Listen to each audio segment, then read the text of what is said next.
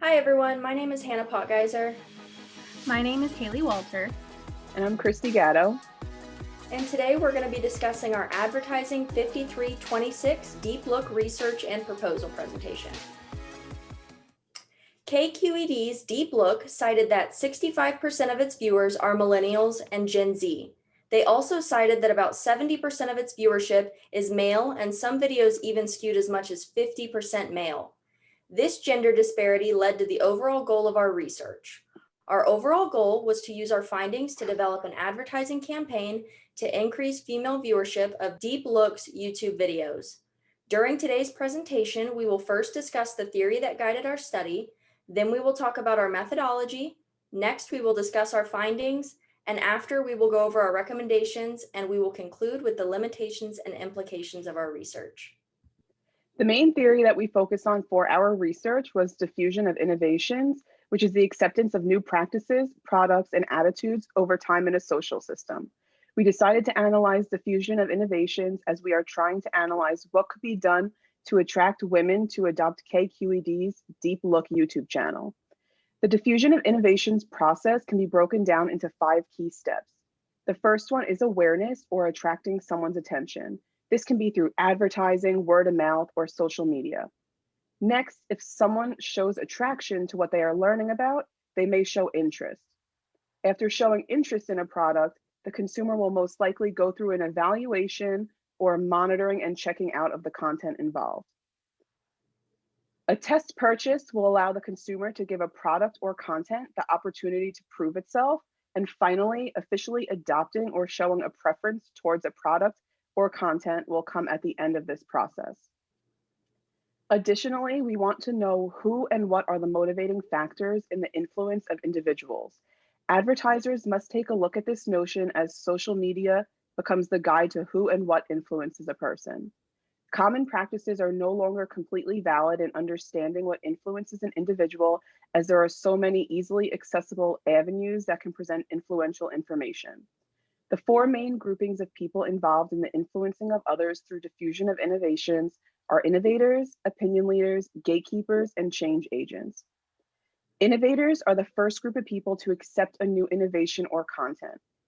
Opinion leaders are the ones who are most often copied and have their advice taken.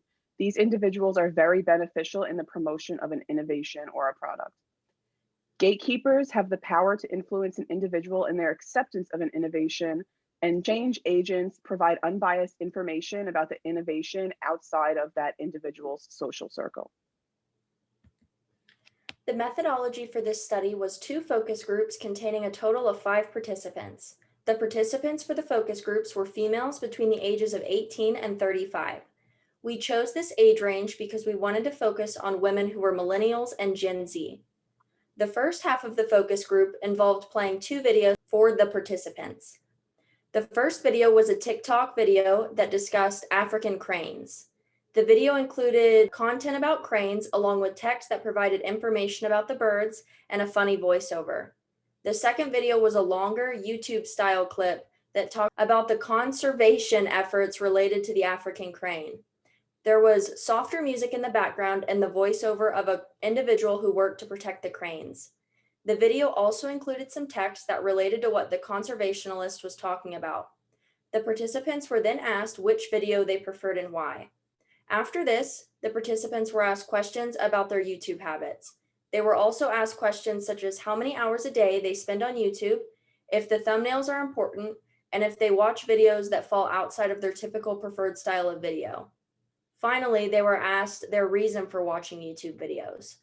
The second half of the focus group focused on the participants' social media usage and habits.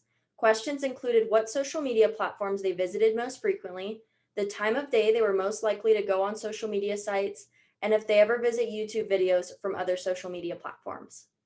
Our focus group participants all relayed similar answers in their analysis of their YouTube and social media usage.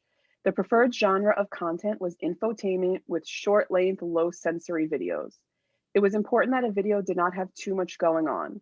The women interviewed did not like one of our sample videos that contained reading elements with talking audio, as it was too distracting and hard to fully grasp the content. Keywords that we heard amongst participants were beneficial, cutesy, not harmful, and not scary. Most of the women desire to watch videos that have some beneficial element to them. They also spoke about how they wanted to view content that they cared about. This was a common theme and was illustrated by how their choice of content was delivered by their channel subscriptions or suggested videos. Some women were willing to give a suggested video a chance if the thumbnail was appealing. While YouTube usage was common amongst participants, the preferred platform among our participants was TikTok and Facebook. These platforms offer them short-length videos that are more manageable and can be watched quickly. After analyzing the data we collected from our focus groups, we have several recommendations for an advertising campaign to attract more women to a deep look YouTube videos. First, we recommend creating a social media campaign on Facebook with cartoon content. The cartoon graphics would make bugs appear less scary and more cutesy, which was something most of the women in our focus groups mentioned. The campaign would promote the idea that bugs aren't something to be afraid of, but rather creatures that are interesting to learn about. Ultimately, the captions within this content would also promote and encourage women to watch a deep look YouTube videos. Second, we recommend a deep look to also use TikTok to attract more women viewers. These TikTok videos should show content from the YouTube videos, but in a shorter time span. The TikTok videos should include text within the videos to describe the content being shown, in addition to playing trending, fun music as the audio. We do not recommend creating TikToks that produce sensory overload, such as the combination of text and audio that is too distracting, as most women within the focus group described strongly disliking that. We also recommend to post during mornings and evenings.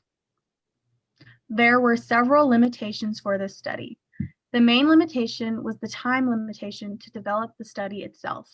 Because of this limitation, we were unable to obtain a random sample for this focus group and had to directly recruit women that we knew personally. We were also unable to recruit a large number of participants for the focus group. 5 total participants is not an ideal number of people. However, we feel that we still obtained valuable information from those who we were able to talk to. With the presented content, the need to appeal to women in a cutesy, non-scary way is imperative to attract their attention. Thank you for your time and listening. We hope our research and campaign suggestions are beneficial to KQED.